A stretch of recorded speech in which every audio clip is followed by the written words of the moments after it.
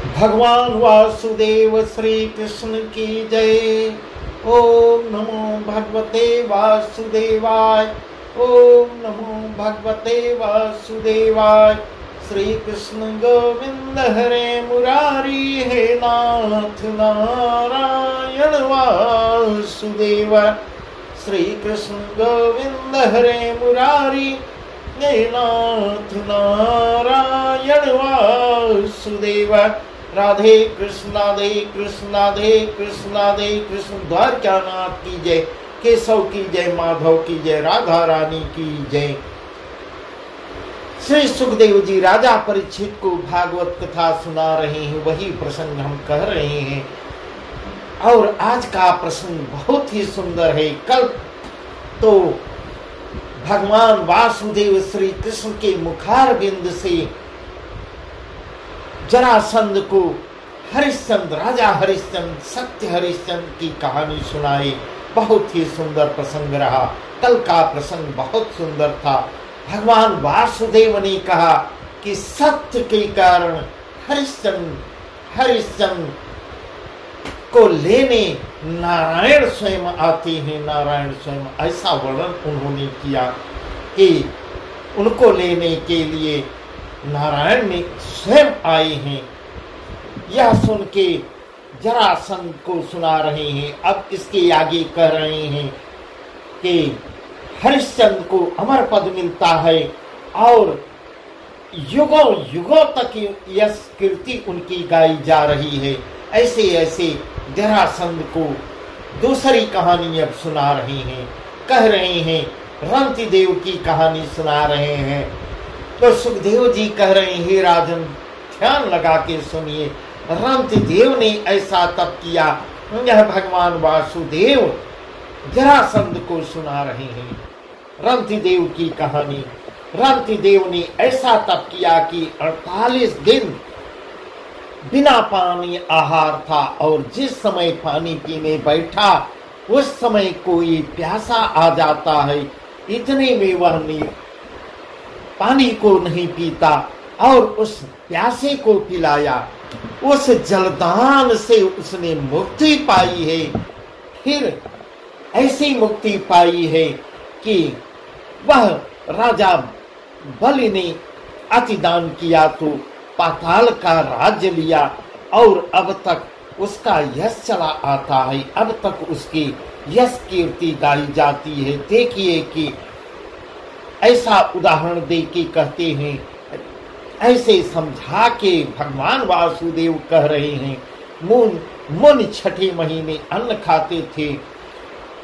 उद्दालक मुनि के विषय में बता रहे हैं। उद्दालक मुनि छठे महीने अन्न खाते थे। एक समय खाना खाते के समय उनके यहाँ कोई अतिथि आ जाता है। उन्होंने अपना भोजन स्वयं ग्रहण न करके भूखे को खिलाया है, और आप अपने स्वयं को भूखे रह गए। छठे महीने में भी अपने आप को फिर अगले छठवें महीने का इंतजार करेंगे। ऐसा सुंदर उदाहरण दे के जरासंध के दिमाग को ठंडा कर रहे हैं। इसका यह परिणाम निकलता है कि अन्नदान करने से वैकुंठ को वह विमान चढ़ के जाते हैं। ऐसे ऐसे उदाहरण दे के फिर एक समय सब देवताओं को साथ ले राजा इंद्र ने जाके दधीचि से कहा है, महाराज हम वृतासुर के हाथ से बच नहीं सकते। यदि आप मेरी सहायता करें, अपनी अस्थि हमें दे दें, तो उसके हाथ से तभी हम बच पाएंगे। ऐसा जब इंद्र जी कहते हैं, क्योंकि बिना तुम्हारे हाड़, बिना आपकी हड्डी के आयुध अस्त्र नहीं बन पाएगा जिससे वह मारा जाएगा। महाराज इतने वचन को सुनते ही दधीच ने शरीर को गाय से चटवा और जंघे का हाड़ निकलवा देती हैं। देवताओं ने ले उस अस्थि का वज्र बनवाया है, और दधीच ने अपना प्राण गंवाया, वैकुंठ धाम को गए हैं। बहुत सुंदर सुंदर उदाहरण भगवान वासुदेव जरासंध को समझा रहे हैं। ऐसे दाता भय अपार, ऐसे दाता भय अपार, किनको यश गावत संसार। हे जरासंध, ऐसे ऐसे बहुत दानी पृथ्वी पर पैदा हुए हैं, जिनका यश गान अभी तक होता है, जिनके गुणों का गान पूरे संसार में होता है। हे राजा, ऐसा कहकर श्री कृष्ण ने जरासंध से कहा कि महाराज, जैसे आगे युग में धर्मात्मा दानी राजा हुए हैं, तैसे अब इस काल में तुम हो। इस प्रकार उसको इतना चढ़ा बढ़ा देते हैं। भगवान वासुदेव श्री कृष्ण की जय नाना प्रकार के उदाहरण देते हैं, फिर उसको उसके यश कीर्ति का भी वर्णन करते हैं। जैसे मैंने कहा है उसी प्रकार तुम भी हो। उन्होंने ऐसा कहते हैं महाराज, जैसे आगे इस प्रकार अब काल में तुम हो, उन्होंने याचकों की अभिलाषा पूरी की है और तुम हमारी आशा पूरी करो। इस प्रकार उसको संतुष्ट, अपनी बातों ही बातों में संतुष्ट कर लेते हैं। याचक कहाँ न मा गई, दाता कहाँ न दे, याचक कहाँ न मा गई और दाता कहाँ न दे, गृह सुत सुंदर लोभ नहीं, तनु सिर दे असले। इस प्रकार ऐसे उसको कह रहे हैं, याचक कहाँ न मा गई, दाता कहाँ न दे।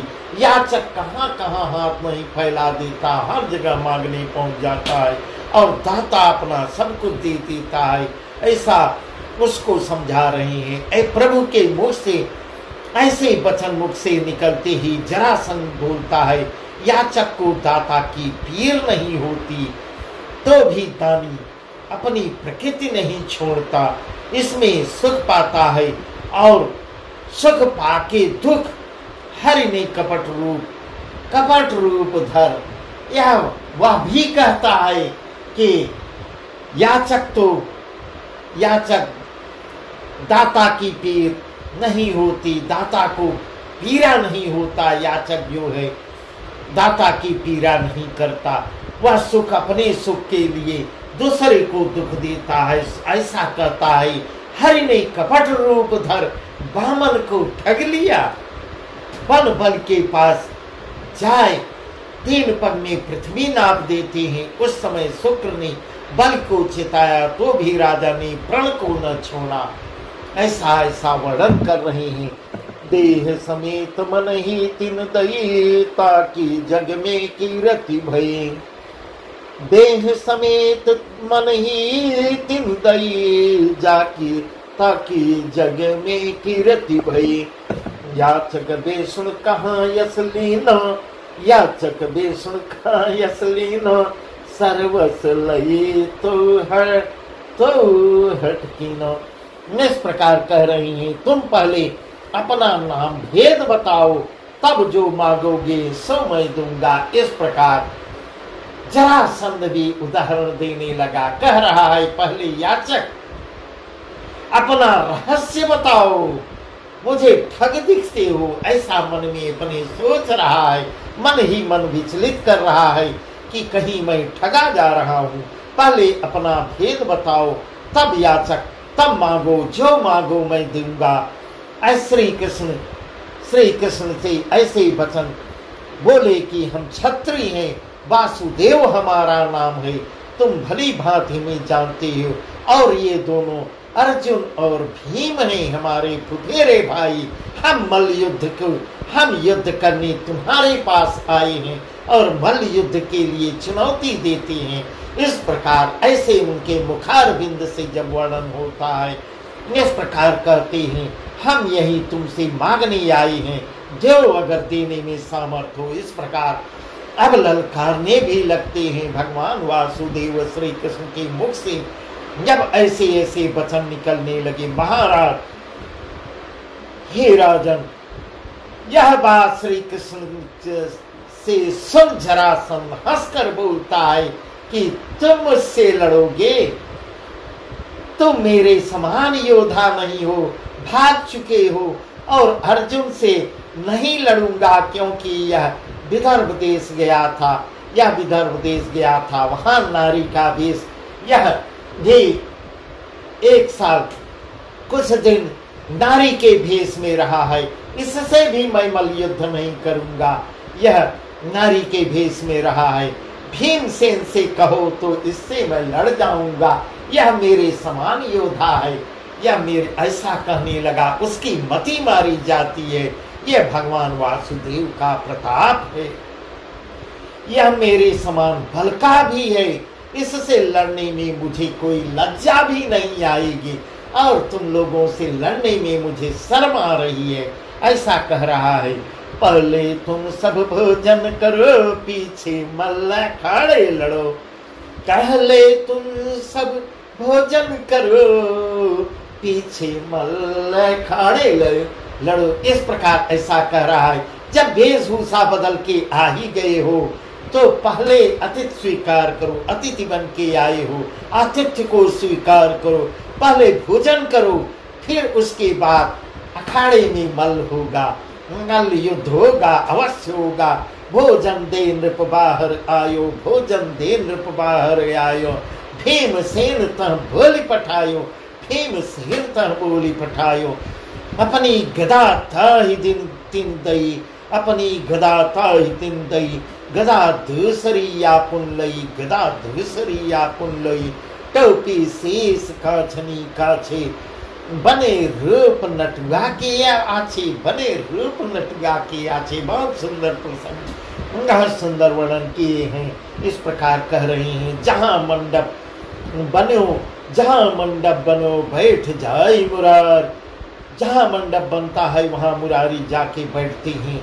जरासंध और भीम तह भय ठाड़ एक बार, दोनों जरासंध और भीम बस मंडप में मल्ल युद्ध के लिए आके खड़े हो जाते हैं, ऐसा वर्णन कर रहे हैं।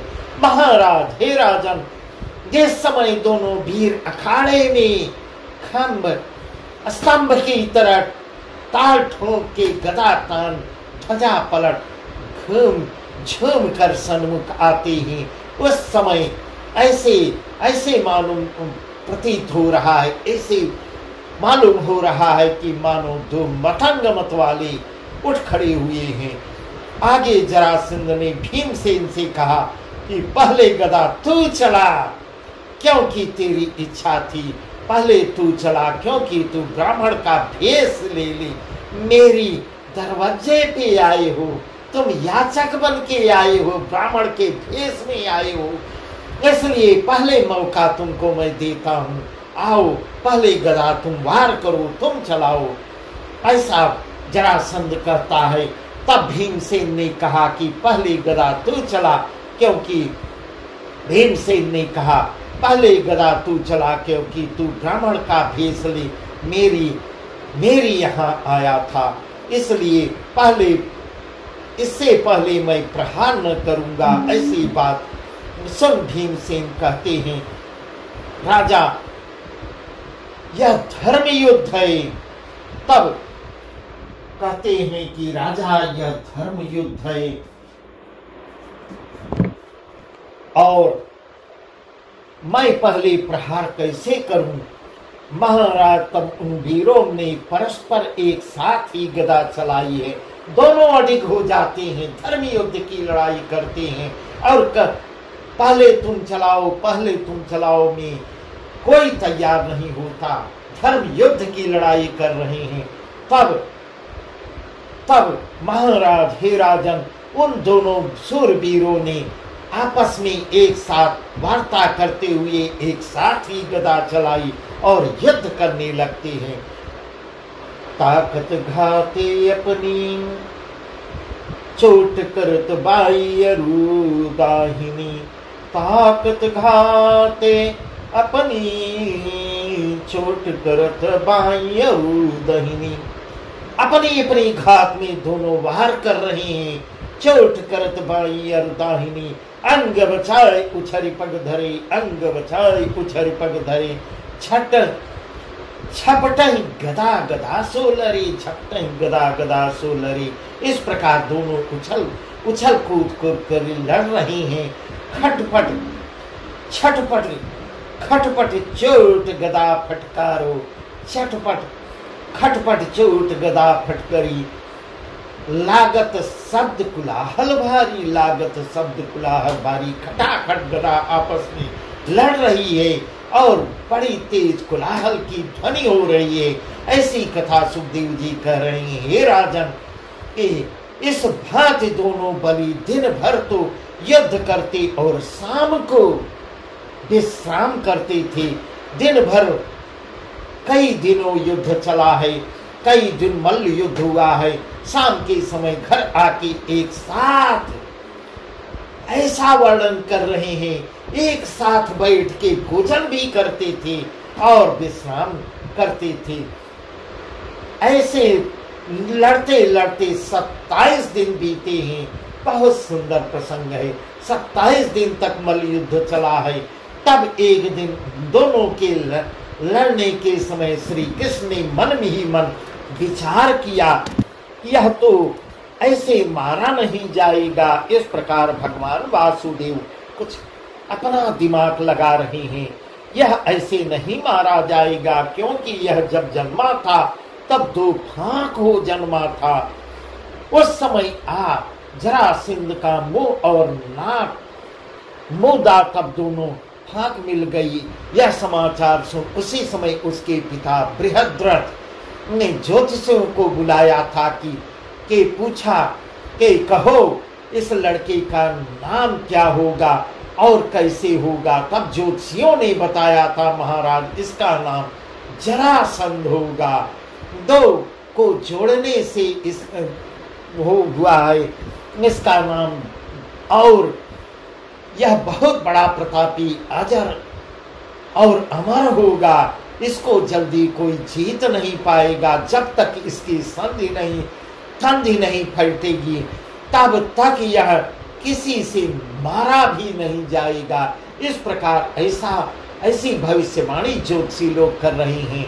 दोनों को जोड़े हैं और दोनों की संधि जब तक नहीं फटेगी, एक दूसरे के विपरीत दिशा में नहीं जाएंगे, तब तक यह मारा भी नहीं जाएगा। यह वचन श्री कृष्ण को याद आ जाता है। ऐसे कर ज्योतिषी वहां से विदा हुए थे। महाराज श्री कृष्ण ने मन ही मन सोच विचार कर अपना बलदेव भीमसेन को तिनका चीर करके उल्टी दिशा में हाथ घुमा के उल्टी दिशा में सीधे न फेंकने की बजाय तिनका चीर के उल्टी दिशा में फेंकते हैं और भीम को इशारा करते हैं, इसे इस रीति से चीरो। यही इशारा उनका बता रहा था। भीमसेन को पूरा संकेत दे रहे हैं कि इस हिसाब से फेंकोगे। नहीं, कई बार भीम उसके जंघा को चीर देते थे, फिर दोनों आपस में आके मिल जाते थे। ऐसा वर्णन सुखदेव जी कर रहे हैं कि दोनों जांघें आके आपस में मिल जाती थी, फिर वह खड़ा हो जाता था। ऐसा कार्यक्रम कई दिन चला। 27 दिन तक मल्ल युद्ध हुआ है और प्रभु का इशारा पाते ही, प्रभु के चिताते ही भीमसेन ने जरासंध को पकड़कर पटक देते हैं, दे मारते हैं और एक जांघ पर पांव दे दूसरा पांव हाथ के से पकड़कर ऐसे चीर डालते हैं जैसे कोई दतून को चीरता है, जिसे दतून को चीरते हैं। इतने बड़े 10,000 हाथियों का बल जिसको उसको भीम दातून की तरफ चीर डाले जरासंध के मरते ही और विपरीत दिशा में फेंकते हैं, तब वह मिल नहीं पाता है। जरासंध के मरते ही सारे नगर में आनंद छा जाता है। ऐसा उस समय जरासंध की नारी पत्नियां रोती रोती श्री कृष्ण के सम्मुख खड़ी होती है, हाथ जोड़ के कहती हैं, धन्य धन्य ही नाथ, तुमने जो ऐसा काम किया कि जिसको सर्वस्व दिया उसका प्राण लिया। जो जन तुम्हें सुत वित्त मन देवे, उनसे तुम करते हो ऐसा ही इसने। ऐसा उसकी पत्नी वर्णन कर रही है। कपट रूप कर छल बल कियो, कपट रूप कर छल बल कियो, जगत माय तुम यह असलियो, जगत माय तुम यह असलियो। जरासंध की पत्नी ने जब करुणा करके करुणा निधान के आगे हाथ जोड़कर विनती कर कर ऐसे कहती है, तब प्रभु ने दीन दयालु हो पहले जरासंध की क्रिया पीछे क्रियाकर्म करवाया, पीछे उसके सुत सहदेव को बुला के राज तिलक करवा के सिंहासन पे बैठाते हैं और पुत्र कहा कि बिठा के पुत्र नीति सहित राज्य कीजियो और ऋषि मुनि गौ ब्राह्मण की रक्षा करना, प्रजा का पालन करना, यही धर्म है, यही राजा का धर्म है। ऐसा पाठ भी पढ़ाते हैं, उसको राज सिंहासन की आसीन करा के उसको सुंदर उपदेश भी देते हैं। इस प्रकार सुखदेव जी वर्णन कर रहे हैं। आगे भगवान वासुदेव उसके यहाँ जो 20,000 राजा बंदी हुए हैं उनको भी मुक्त कराएंगे। वह भी प्रसंग बहुत ही अच्छा है। सुखदेव जी कह रहे हैं, राजन राजपाट पे बैठा के जरासंध के लड़के को समझा के श्री कृष्ण सहदेव से कहते हैं, उसका नाम सहदेव था, सहदेव से कहते हैं, राजा तुम अब जा उन राजाओं को ले आओ जिन्हें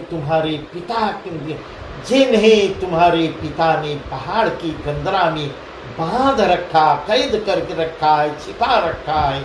ऐसा प्रभु के ऐसे वचन सुनते ही जरासंध का पुत्र सहदेव बहुत अच्छा कहकर कंदरा के निकट जाता है और उसके मुख से सिला हटा 20,800 राजाओं को निकाल के हर के सम्मुख ले आता है। ऐसा बहुत सुंदर वर्णन है। इसके आगे भी बहुत सुंदर वर्णन है। शिशुपाल का वध करेंगे प्रभु। कृपा सागर श्री कृष्ण ने उन पर दृष्टि की।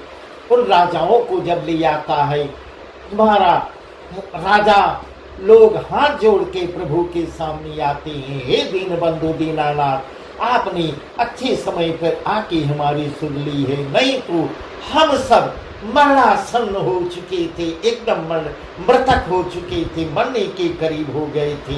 हे नाथ, आपका दर्शन पाए कि हम लोग कृतार्थ हो गए, पिछला सारे दुख को भूल गए। और महाराज इस बात की सुनते ही कृपा सागर कृपा की धाम श्री कृष्ण ने उन पर कृपा की दृष्टि डाली है। तो सब दात ही बात में सहदेव ने उनको लिया हथकड़ी और बेड़ी हथकड़ी कटवा देते हैं, नहला धुला के विधिवत भोजन करवाते हैं और वस्त्राभूषण पहना के सब सम्मान उनको विदा करते हैं। भगवान वासुदेव ने उन्हें चतुर्भुज हो शंख चक्र गदा पद्म धारण का दर्शन दिया है। भगवान वासुदेव श्री कृष्ण की जय। ऐसा सुंदर वर्णन कर रहे हैं। फिर बाद में भगवान अपना सब राजाओं को अपने चतुर्भुज रूप का दर्शन भी कराते हैं। प्रभु का स्वरूप देख राजा देखते ही देखते हाथ जोड़कर, हे नाथ, तुम संसार के कठिन से कठिन बंधन से जीवों को छुड़ाते हो, तुम्हें जरासंध की बंदी से हमें छुड़ा दिया, क्या बहुत कठिन था। जैसे आपने कृपा सागर इस कठिन बंधन से हम लोगों को छुड़ाया है, वैसे ही अब हमें गृह कूप से निकाल कर काम क्रोध लोभ मोह से छुड़वाइए और हम बैठ आपका ध्यान करें और भवसागर से करें। इस प्रकार की मन्नत मांगते हैं भगवान वासुदेव श्री कृष्ण से। अब उनको राज करने की शौकी नहीं रह जाती है। प्रभु के जो चतुर्भुज रूप का दर्शन कर लेता है उसे कभी सिंहासन अच्छा लगेगा। इस प्रकार सुखदेव जी कह रहे हैं, जब सब राजाओं ने ऐसे ऐसे ज्ञान युक्त वचन कह रहे हैं, ऐसे जैसे परम ज्ञानी हो गए हैं, प्रभु के चतुर्भुज रूप का दर्शन करते ही वह सब ज्ञानी हो जाते हैं। तब श्री कृष्णचंद्र जी प्रसन्न हो के कहते हैं, सुनो, जिनके मन में मेरी भक्ति है वे निसंदेह भक्ति पावेंगे। बंध मोक्ष मन ही कारण है। जिनका मन स्थिर है उन्हें घर और वन समान है। तुम और किसी बात की चिंता मत करना, आनंद से नीति सहित राज्य करो, बाद में वह भी होगा जो तुम चाहते हो। प्रजा को पालन करो, गौ ब्राह्मण की सेवा करो, इसी से कल्याण होगा। झूठ मत बोलो, काम क्रोध लोभ अभिमान को तज दो, भाव भक्ति से नारायण को भजो। इस प्रकार ऐसे ज्ञान के उपदेश दे रहे हैं। तुम निसंदेह परम पद को पाओगे, इसमें कोई संदेह नहीं है। इस प्रकार भगवान वासुदेव के मुखारबिंद से जब ऐसे वचन निकलते हैं, संसार में आके जिसने अभिमान किया है, बहुत नहीं जिया है, उसकी गति यही होती है। जिसने देखो अभिमान ने किसी ने खो दिया। सहस बाहु अति बली बखानो, परशुराम था की बलनाशो। सहस बाहु अति बली बखानो, परशुराम था की बलनाशो। बैन रूप रावण हो गयो, गर्व आपने सो नसी गयो। भौमासुर बाणासुर कंस, भय गवंते ही विध्वंस। इस प्रकार उदाहरण दे के राजाओं को समझा रही हैं। उनकी तुलना में अगर आओगे तो ऐसी गति होगी। अगर जो जैसे पहले गौ ब्राह्मणों जो उपरोक्त बताए हैं उस हिसाब से चलोगे तो तुम्हारी निश्चित ही पद पाओगे, तुम्हारा मनोरथ पूर्ण होगा। श्रीमत गर्व करो जन को, त्यागे सर्वसो निर्भय हो, त्यागे सर्वसो निर्भय हो। इस प्रकार कह रही हैं।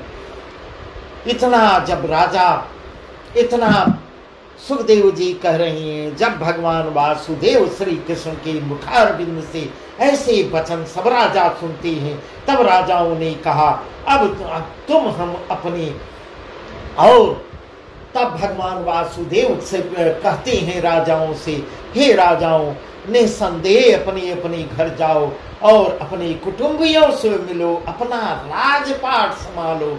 इस प्रकार से निराश मत हो। हमारे हस्तिनापुर पहुंचते ही राजा युधिष्ठिर के राजसूय यज्ञ में भी आना, शीघ्र आओ।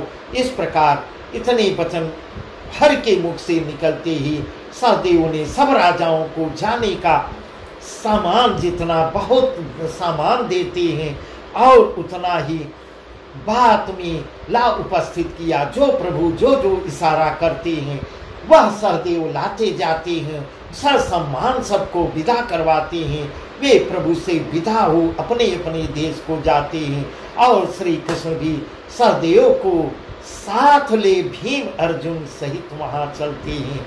ऐसा वर्णन कर रहे हैं कि वहां से सहदेव जो कलिंग देश का राजा हो गया, कलिंग देश के राजा जो वहां उसमें नहीं आ पाए थे, उपरोक्त उसमें नहीं आ पाए थे, उसमें उनकी अब कलिंग देव का राजा सहदेव हो गया, उसको अपने साथ लेके जाते हैं। वहां राजसूय यज्ञ का कार्य चल रहा है, वहां भाग लेते हैं।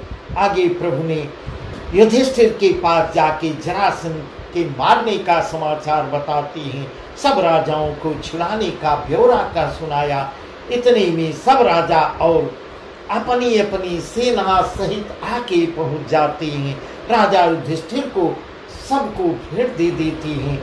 श्री कृष्ण की आज्ञा के अनुसार हस्तिनापुर की चारों ओर ठहरे और यज्ञ की टहल में उपस्थित हुए।